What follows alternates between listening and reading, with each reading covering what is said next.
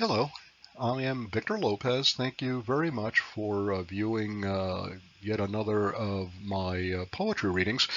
This one is limited to a sampler of my sonnets written over the last 42 years from my late teens until today, basically. I am a professor of legal studies at Hofstra University, and I'm certainly much better known for my nonfiction, my textbooks and trade books and reference books, primarily on law-related subjects and other nonfiction subject matter. But poetry is very important to me, and it's really at the core of who I am as a person. You can tell a great deal about how I think and what I value in terms of my nonfiction, but very little about who I am. Uh, as a person, what is at the core of, my heart and soul. And poetry is the one type of writing that basically exposes that, raw and, uh, uh, and real in a way that no other type of writing can. Even though I have written by far uh, much more in the nonfiction area than in the fiction area, I sort of think of nonfiction prose as writing in primary colors, and when it comes to poetry, it's more having access to the full spectrum of the rainbow. And even in an inarticulate poet with a very small p, such as myself, anyone who writes poetry is, I suppose, a poet by definition. But I'm not particularly good at this. It's just something that's very important to me. And even a very minor poet, such as myself, has, I think, the ability to reach people and to express ideas in a way that is much more powerful and very different from writing prose. I can say a lot more in a sonnet than in probably the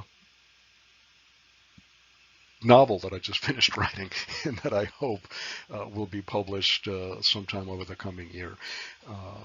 It's compact, and it's just a very different type of writing. So again, forgive me, but for what it's worth, I hope you will enjoy some of these. They are important to me, and I have to say that even though I lecture for a living and I write for a living, it is very, very difficult for me to read my own poetry, and I think that's true for most people.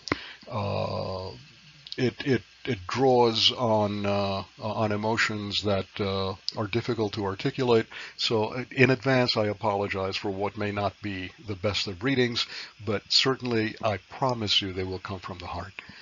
Thank you, and I hope that you enjoy at least some of it. Ode to Innocence. O half-remembered, fleeting, happy time, when nothing mattered more than love and play.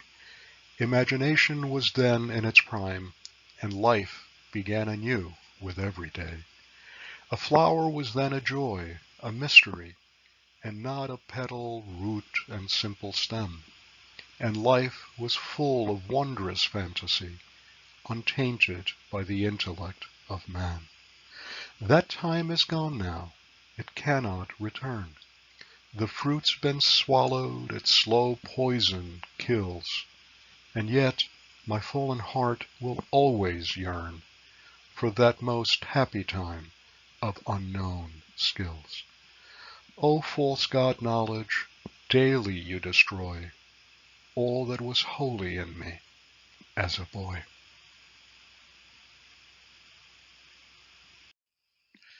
Siren Song. Poetry is a dangerous siren song that calls the soul towards a chasm deep, dulling the mind and making the heart long for that which it may touch, yet never keep. A sonnet is too much the friend of truth, and leaves no room for self-deluding lies. It conjures up the honesty of youth, and artifice, through artifice, soon dies. Essential truths will spill onto the page, transpiring through the pores of consciousness, leaving exposed the battles that we wage to build facades of hope for hopelessness.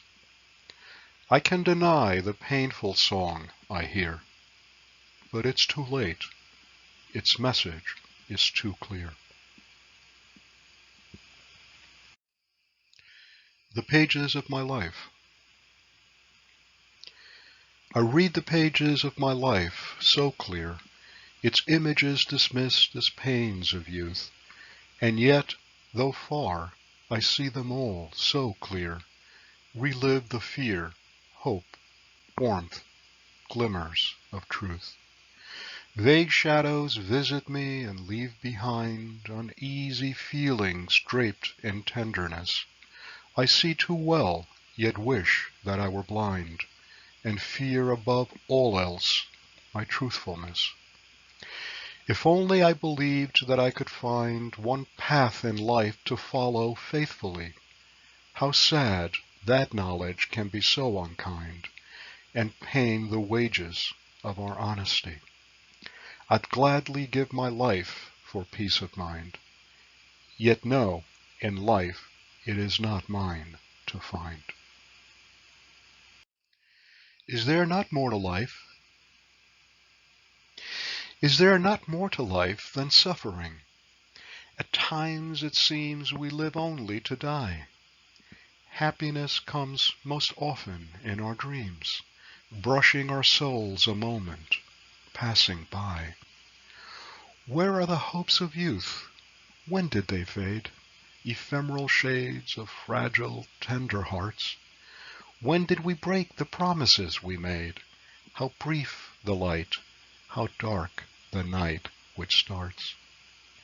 I still remember, once upon a time, sweet evanescent images still come, bearing both pain and ecstasy sublime, in ghostly visions of dreams nearly gone. If there is meaning to life beyond the pain, it's so hard to discern through all the rain. Sonnet to a Friendly Critic. When did she lose touch with my inner heart? Was it so long ago she held it near? It was so easy from the very start to share it all with one I love so dear. How can she thumb through the pages of my life and find fault with the words at every turn? So easily she crosses out a line, ignoring all that from it she could learn. I smile, she smiles, but does not understand, and she goes on perusing through my soul. In just a moment I will take her hand, and we may both yet smile as we grow old. Our love is strong, its long-fueled flame still burns, but what is gone will never more return.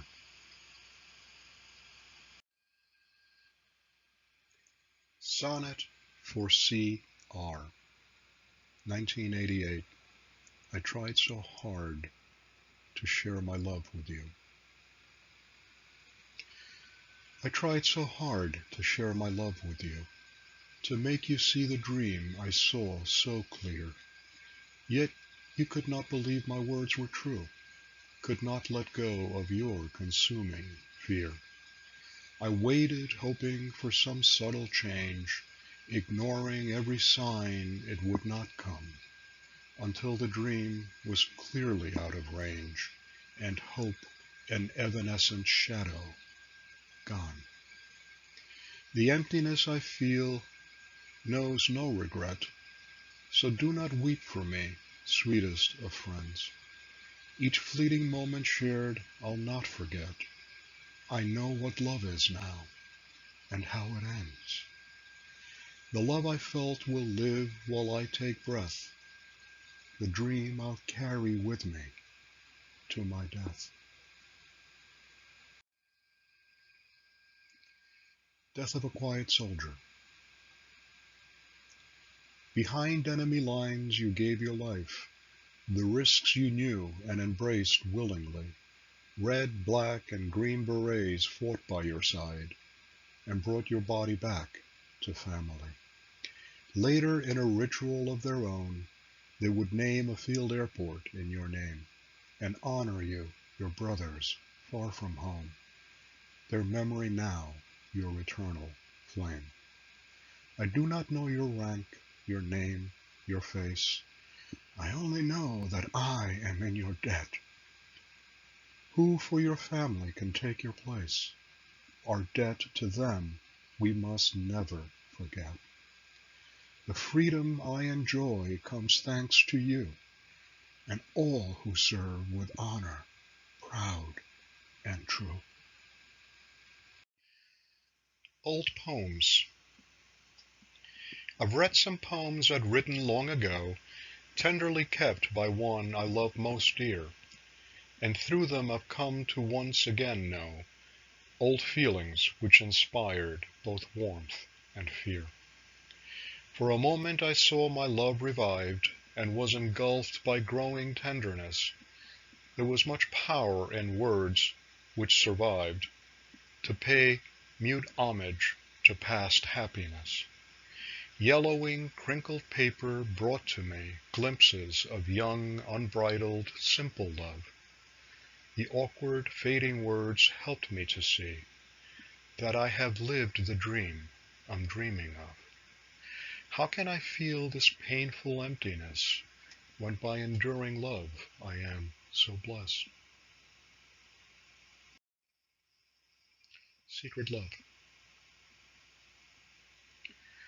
I've stayed too long, at least a week or two, and now I wonder, can I leave at all? Running away is all I seem to do, walking the edge, afraid to rise or fall. We've shared 1,000 secrets in a glance, poured out our hearts and watched them drain away, viewed the same dream each through a separate stance, soothing our pain, saw night turn into day. I am most vulnerable in your sight. You leave no walls for me to hide behind. You make me laugh through tears at my own plight and search for answers I don't want to find. If there's one hope I'll cling to in the end, is that I may always call you friend. Falling. How can I tell you, dearest friend of all, what you have meant and mean right now to me? Through deepest silence you can hear my call. Your eyes see through my soul, set my ghosts free. Weary, so weary is this heart of mine, nor is there for me any rest in sight. How can I feel so helpless and so fine, stumbling through darkness, bathed in steady light? Such easy riddles I weave with a smile, they need no sword to solve them, nor much wit. Yet I've no answers, at least none worthwhile, only a puzzle whose pieces won't fit. My writing, music, and old friends are here. Gone are my soul and my word, though, I fear.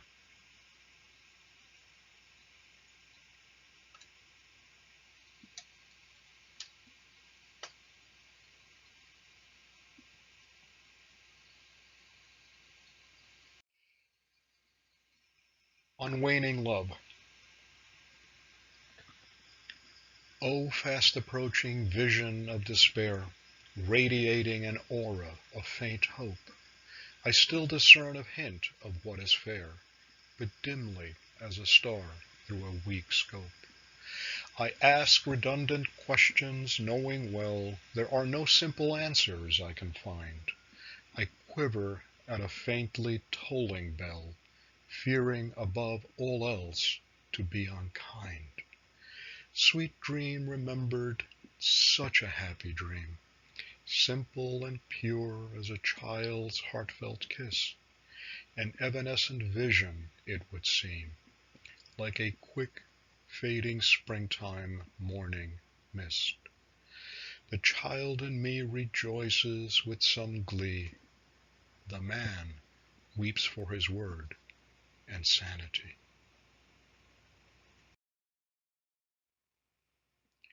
Imperfect love. The quest has been a long one, and I find myself unable to continue it. I have seen days and weeks and years unwind, wasting my time and youth, bit by slow bit. Striving for perfect love, I've come to know it exists only in a dreamer's heart. And while waiting for it to somehow grow, I've ignored pure love offered from the start. I need to wake, and yet I fight to sleep, that I might dream and there find happiness. I close my eyes, my ears, my mind, and keep my airy castles safe from truthfulness. I feel my slumbers ending, and I fear the chill of wakefulness as it draws near.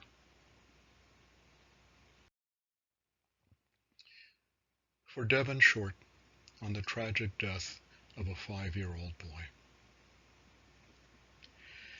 A little angel winks from up above, the littlest fireman in God's domain, bathed in God's grace, covered with His love, untouched by earthly cares, worries, or pain. Too soon your race was done, Devon, dear child.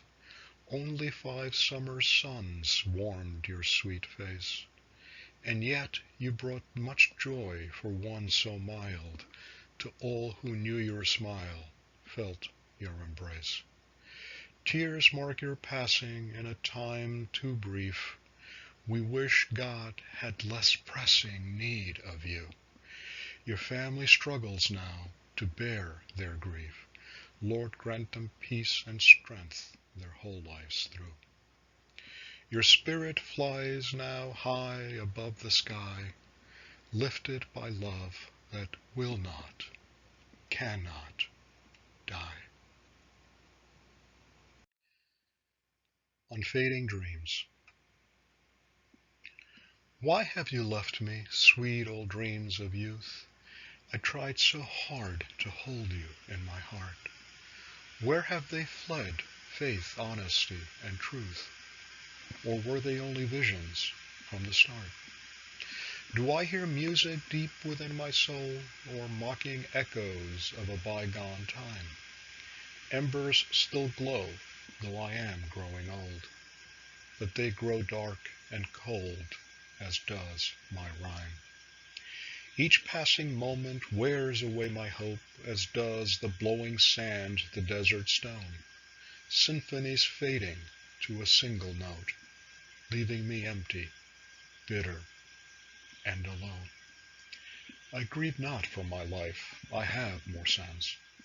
I grieve for greater loss, my innocence. Requiem for Mom, Lita, 1929 to 2018. You were only 7 when you went blind, but could see again in less than 2 years. 2 years later, you were seeking to find full-time work to help your mom ease her fears. 8 brothers and a sister home, and Dad dead from fascists' caresses in dark, dank cells. You rolled up your sleeves without tears or dread, worked full-time packing fish and working wells. At 16, you left for a foreign shore, worked hard, learned to read, save all you could to pay Mom's passage and 2 brothers more, keeping a promise as you knew you would. Of your son you were as proud as can be, but one of your cells was worth 10 of me.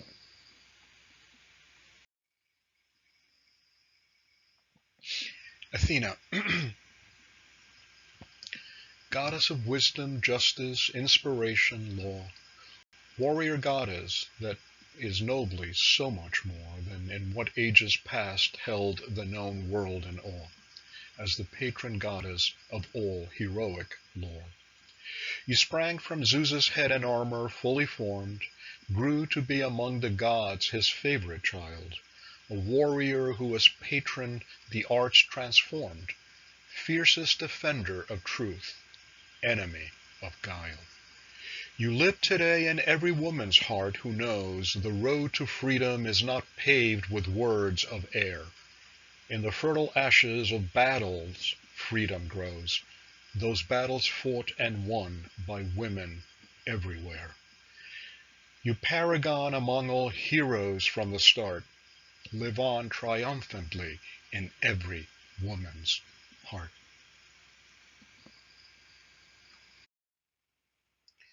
And that concludes this simple poetry reading. I hope you enjoyed it, and I very much appreciate your listening. If you're interested in finding some additional samples of my work, including other sonnets and blank verse, free verse, haikus, etc.